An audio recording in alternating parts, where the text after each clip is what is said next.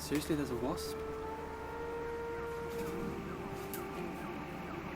A huge draw to some of the biggest theme parks around the world is the ability to immerse yourself in the world seen on the silver screen. In 2023, Chessington World of Adventures opened their brand new land, themed all around the Jumanji franchise, the World of Jumanji, with their headline attraction, Mandrill Mayhem, the world's first Jumanji-themed roller coaster. With the bar already being set so high by many theme parks around the world, and with many creating their own original stories, how would Chessington's new themed land compare? So, we headed to Chessington to find out.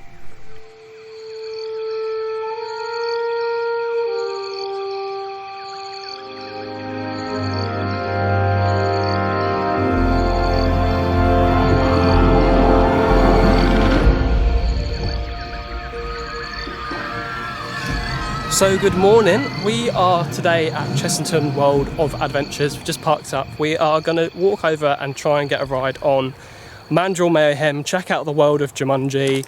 The theme park looks packed today, so the virtual queue's already filled up, which is a good sign. I missed out on that because we're stuck in traffic, but yeah, it's the first time coming to the World of Jumanji. I'm super excited. It's always lovely to do like a brand new area for the day, but I'll let you know how it goes.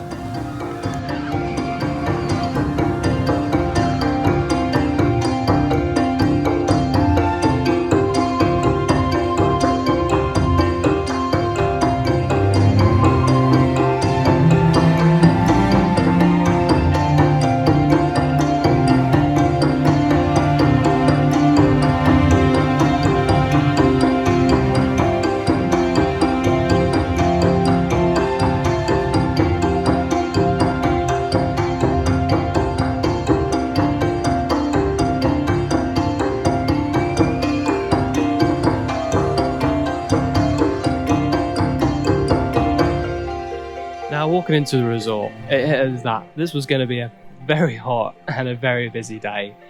And this is almost like a worst case scenario for any theme park goer. You know, you've got baking hot sun and overheating crowds to contend with, but I wasn't going to let that ruin my day. As soon as we got into the resort, I booted up my phone, opened up my camera, scanned the QR code to get what I thought was hopefully a virtual queue for Mandrill Mayhem. Now, unfortunately, it seemed that during the time that I had signed up for an account, the queue unfortunately was full. I asked a member of staff and they very patiently described to me that I shouldn't worry, just wait a little bit and more virtual queue reservations will open up throughout the day. No biggie, I should just keep having a look around the World of Jumanji, you know, judge the floor, that kind of stuff. Now, unfortunately, this is where the problem starts. You know, I really wanted to love the World of Jumanji. I wanted to make a video about how awesome it was, but unfortunately, that wasn't my experience. At the time of recording this, the World of Jumanji had been open for about 5 weeks, and in that time, the area was already showing signs of significant wear. Plants had been trampled on, watering pipes used to water the plants had been pulled out of the ground, there's speakers littered everywhere in various states of being buried. In the bazaar, there were parts of theming that had been ripped from the walls, exposing lines of glue that had been used to fasten it to the wall, and this, a bucket of chilies and peppers that had been picked so much that you could see the foam used to create it in the first place. Now, you could say, I can't believe guests are ruining this area already. Surely they should respect it. But the real question is, what is the reason for this lack of respect in the first place? You wouldn't see this at Efteling or Disney or Phantasialand, even in areas that are decades old. Another question is about space planning. Why was something that delicate in the reach of guests to begin with? Surely if a guest can touch it, it should be able to stand the test of time. There was also a sense of confusion in the area. We watched guests looking for shelter, looking for seating to have their lunch, to rest their feet, take a break from the burning sun. Unfortunately, guests had resorted to sitting on rockwork or the playpens to rest their feet. It was clear at that point that the World of Jumanji was not living up to the hype.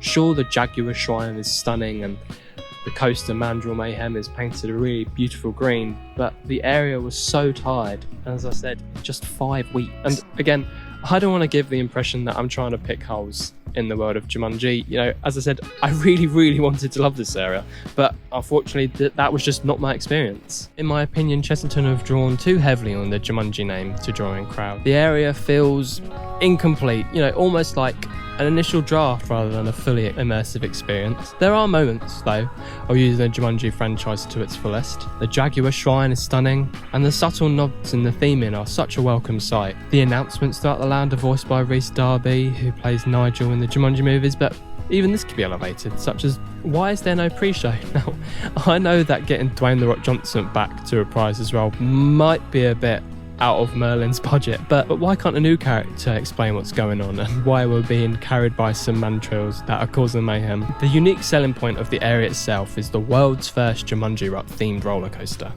And is that all the area is to Chessington? A ride based on some movies? Such a missed opportunity to capitalise on what is such a lush and exciting universe. Oh dear, it is so hot today. So initial reviews of the World of Jumanji are that the roller coaster is pretty good actually. I was really surprised, but the area is looking a little bit tired already, and it's only been open like a couple of months, which is a bit of a worry, but yeah, I don't know. Quickly though, our time to ride Mandrill Mayhem had come. I very enthusiastically scanned my QR code. We joined a 10-minute virtual queue. Joys of virtual queuing. The theme park gods had obviously seen my struggles, and we were gifted with a row 7 as our first ride, which on the Jumanji roller coaster on Mandrill Mayhem was backwards facing.